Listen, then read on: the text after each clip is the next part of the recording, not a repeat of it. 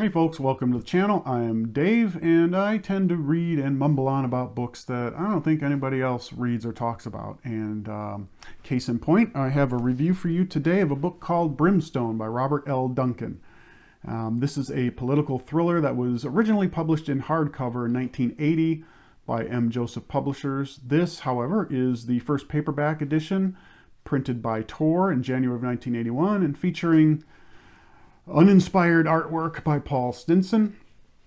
And little side note, so Tor began publishing in 1981, and as I said, this was printed in January of 81. And doing a little research on the sequencing of the ISBNs, I think this, I'm fairly certain that this was the third book that Tor had ever published. And one of my many reading side projects is to try to read as much of the early Tor books as I can. You know, anywhere between 81 and 85, maybe all the way up to 89. I don't know, because at this period of time, Tor printed much more than just the science fiction and fantasy that they're known for, or became known for, as this can attest to. So yeah, that's why this made it into my shelf, and why I gave it a shot. So a little bit about let's talk about Robert Duncan right now, the author. Robert Lipscomb Duncan, damn, was a American author born in 1927 in Oklahoma City to be specific. He spent a little bit of time in the Army just after World War II. I think he joined in 1946. And when he got out of the Army, he went to University of Oklahoma, where he earned degrees in writing and English, I believe. And he ended up teaching writing. And as what one tends to do when they teach writing, they end up becoming writers themselves, I guess. Maybe it's the other way around. I don't know. But anyway, he ended up writing several novels, and not a ton, but most of them were espionage novels. The vast majority of them were set in the Far East. For the record, Brimstone is not. But also he teamed up with his wife Wanda, and together they wrote a number of screenplays, teleplays, whatever it's called, for some television shows like Bonanza, Have Gun Will Travel, Lost in Space even. And over his career, he and his wife both got what were pretty well renowned as writers, I guess. Even, I never heard of him until getting this book, but he ended up in the Oklahoma Writers Hall of Fame. And then ultimately he passed away in Norman, Oklahoma in 1999 at the age of 71. So what we've got going on with Brimstone here. As I said, political thriller. It is set in the United States, and it is centered around our main character, whose name is Willie Dixon. Now, he is a analyst, accountant sort of guy at the Government Accounting Office, GAO. And his job is basically going over the books for these various departmental projects. And one day he's working on a project for the Department of Defense, and he comes across some odd, odd bits of data on the computer, and they seem to be plans or maps or something like that. And he doesn't think too much of it. He ends up printing the stuff off and taking it home, which is not realistic in the least bit. But anyway, that's what he does. And he kind of spends his spare time trying to figure out what it was or is. And he comes to the conclusion, or he eventually uncovers, it's something called Project Brimstone.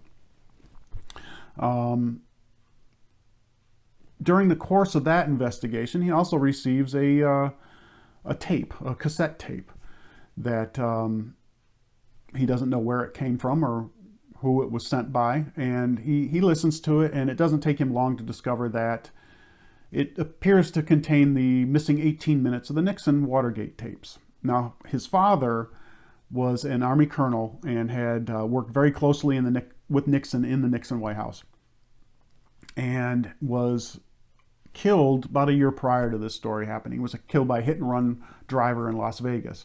And interestingly enough, the tape comes from Las Vegas. And it doesn't take long for Willie to come to the conclusion that this tape was something that his father had as maybe an insurance policy, and one of those, if anything should happen to me, give this to my kid. And so he starts trying to piece these things together.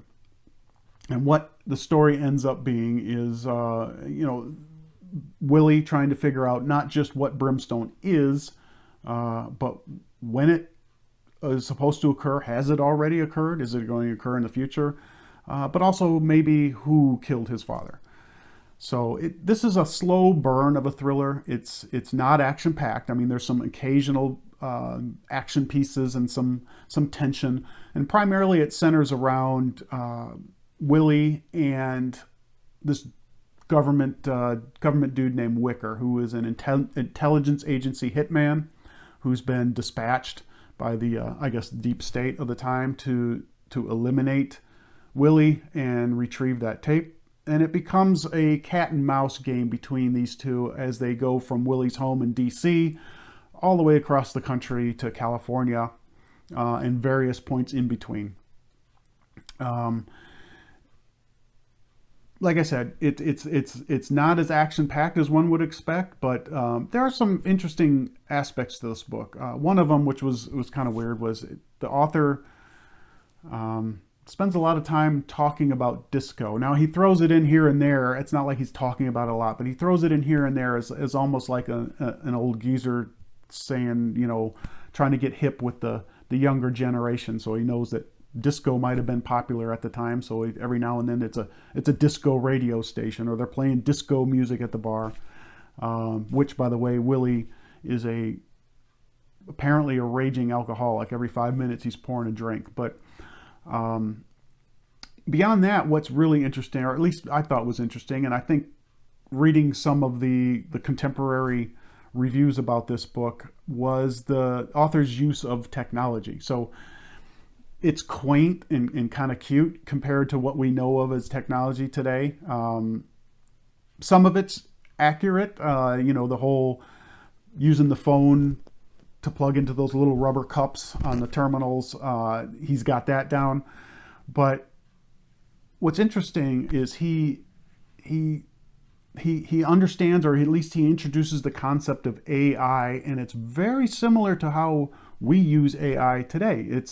It absolutely did not exist at the time, and yet he's understanding the concept of prompts and understanding the concepts of the types of responses that AI is actually giving us today. If the prompt is either a bad prompt or an ambiguous sort of prompt, and that was kind of interesting. I thought that was kind of a little bit prescient for Mr. Duncan.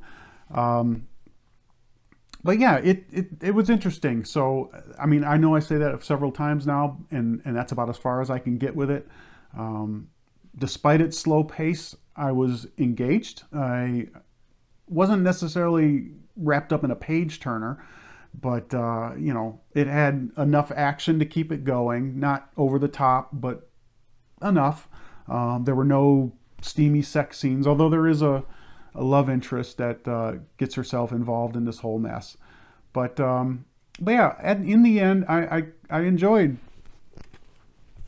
the reading Brimstone here, and I think I know for sure if I ever come across another Duncan work, I definitely will pick it up. And I'm kind of intrigued by some of his other stuff that's set in the Far East, so I might even one day get desperate and just go ahead and buy something. So yeah, I would tend to give this about a 3.5 stars, which, for me is good. I mean, it's an above average, enjoyable read. So if you're into Cold War era political thrillers, this is not espionage. This is not U.S. versus Soviet Union. This is essentially everyday Joe government employee versus, again, the deep state. It might be worth your time. So yeah, this is Brimstone by Robert L. Duncan. All right, well, thank you so much for sticking with the review. And if you've read this or if you've read anything else by Duncan, I'd love to hear from you in the comments. And till I talk to you again, I hope you stay well, and I'll be back soon.